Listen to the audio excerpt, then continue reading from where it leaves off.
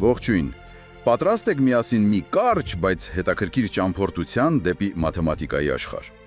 Այսօր ուրեմն մեր ուշադրության կենտրոնում է մի թեորեմ, որը երևի թե արդեն լսել եք դպրոցում, Պյութագորասի թեորեմը։ Բայց երբևէ մտածել եք, թե ասենք ինչ ընդհանուր բան կարող են ունենալ հին հույն մաթեմատիկոս Էվկլիդեսը,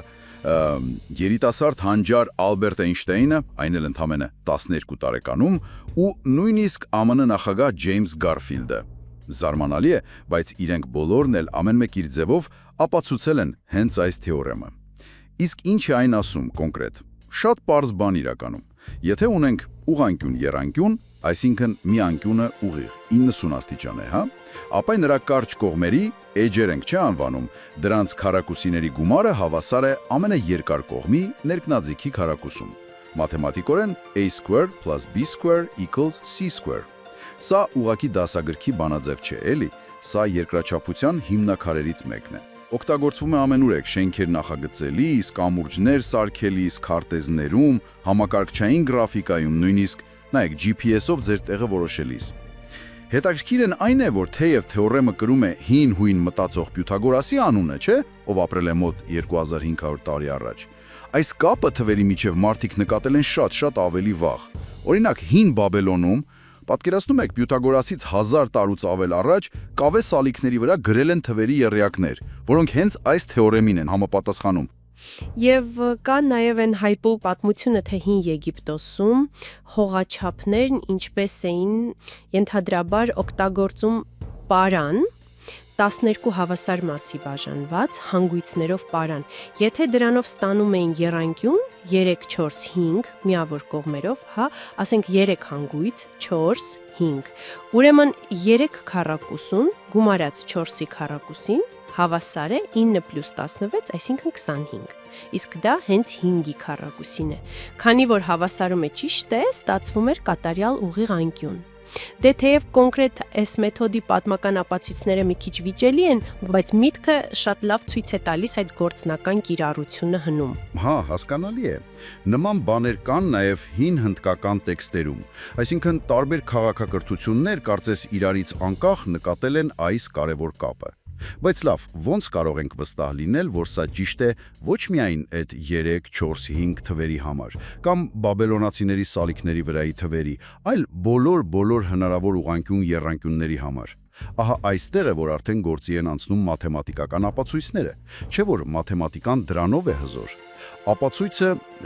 տրամաբանական քայլերի մի շարք է, որը ցույց է տալիս, թե ինչու է մի բան միշտ ճիշտ։ Պյութագորասի թեորեմն ունի, պատկերացրեք, հարյուրավոր ապացույցներ, բայց եկեք նայենք ամենահայտնիներից մեկը՝ վերադասավորման ապացույցը։ Սա հաճախ կապում են հենց Պյութագորասի հետ։ Պատկերացրու, որ ունես 4 հատ լրիվ նույնանման ուղղանկյուն եռանկյունաձև սալիկ։ Փոքր կողմերը նշանակենք A եւ B, իսկ ամենաերկար կողմը ներքնաձիգը C։ Հիմա վերցնենք մի մեծ քառակուսի թղթակ ու այս 4 եռանկյունները դասավորենք անկյուններում։ Բայց այնպես, որ դրանց երկար կողմերը սերը, հա, կազմեն մեջտեղում մի թեքված քառակուսի։ Այդ մեջտեղի քառակուսու կողմը կլինի C, չէ, ուրեմն մակերեսն էլ կլինի C քառակուսի։ Պարզ է։ Հիմա ուշադիր, չենք հանում եռանկյունները տախտակից, ուղղակի տեղաշարժում ենք, վերադասավորում ենք։ Տեղաշարժում ենք այնպես, որ նույն մեծ քառակուսու մեջ ստացվի 2 ուղղանկյուն, իսկ դատարկ մնացած մասերը լինեն 2 ավելի փոքր քառակուսիներ։ Մի քառակուսու կողմը կստացվի A, ուրեմն մակերեսը A քառակուսի, իսկ մյուսինը B, մակերեսը B քառակուսի։ Հիմա տրամաբանությունը։ Քանի որ մենք նույն 4 եռանկյունները նույն տախտակի վրա ուղղակի տեղաշարժեցինք, այդ դատարկ մնացած տեղի ընդհանուր մակերեսը չպետք է փոխվեր, չէ՞։ Առաջին դեպքում դատարկ տեղը C քառակուսի էր։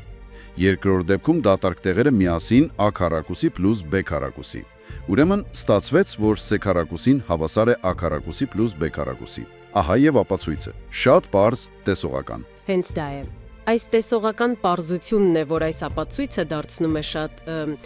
գրավիչ։ Այն բարդ հաշվարկներ չի պահանջում, այլ ավելի շատ երկրաչափական պատկերացում։ Իհարկե, կան նաև այլ ոչ պակաս հետաքրքիր ապացույցներ։ Օրինակ, Էվկլիդեսի ապացույցը։ Դա արդեն հիմնված է նման եռանկյունների հատկությունների վրա։ Եվ հենց դրան էլ, ինչպես ասացիր, տարիներ անց ինքնուրույն հանգել է նաև երիտասարդ Էյնշտեյնը։ Զարմանալի է։ Հա, իսկապես։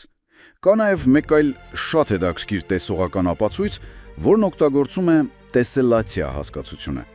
Դա նշանակում է հարթությունը ամբողջությամբ ծածկել կրկնվող պատկերներով, էլի։ Ինչպես ասենք, մանրահատակն է լինում կամ սալիկապատումը։ Կան հատուկ տեսելացիաներ, որոնք կազմված են տարբեր չափսի քառակուսիներից։ Եթե ուշադիր նայես, կարող ես տեսնել, որ ամենամեծ քառակուսին, որը համապատասխանում է C քառակուսինու, իր մակերեսով հավասար է մյուս երկու տեսակի քառակուսիների, A քառակուսի եւ B քառակուսի մակերեսների գումարին։ Սա էլ մեկ այլ տեսողական հաստատում։ Ճիշտ է։ Եվ այս ապացույցների բազմազանությունը, ասում են 350-ից ավել տարբեր եղանակներ կան, հա։ Սա իսկապես ցույց է տալիս այս թեորեմի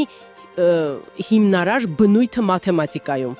Այն կարծես կամուրջ լինի երկրաչափության ու հանրահաշվի միջև ու ցույց է տալիս, թե ինչպես կարելի է նույն ճշմարտության հասնել շատ տարբեր տրամաբանական ճանապարհներով։ Շատ գեղեցիկ է։ Միանշանակ։ Այսպիսով, Պյութագորասի թեորեմը ուղղակի մի բանաձև չէ, որ պետք է անգիր անել։ Այն հազարամյակների պատմություն ունեցող մի գաղափար է, որը ոգեշնչել է մաթեմատիկոսների, գիտնականների, նույնիսկ տեսանք նախագահների։ Այն վկայում է մաթեմատիկայի գեղեցկության ու տրամաբանության ուժի մասին։ Եվ սա լավ հիշեցում է, որ նույնիսկ ամենահայտնի թվացող գաղափարների մեջ էլ կարելի է նոր խորություններ, նոր կապեր գտնել, եթե ուշադիր լինենք։ Իսկ վերջում մի հարց կես, ուղղակի մտածելու համար։ Եթե կան ավելի քան 350 ապացույցներ, գուցե մի օր դու էլ հնարես քո սեփական յուրօրինակ ապացույցը այս հավերժական թվացող թեորեմի համար։ Ինչու ոչ։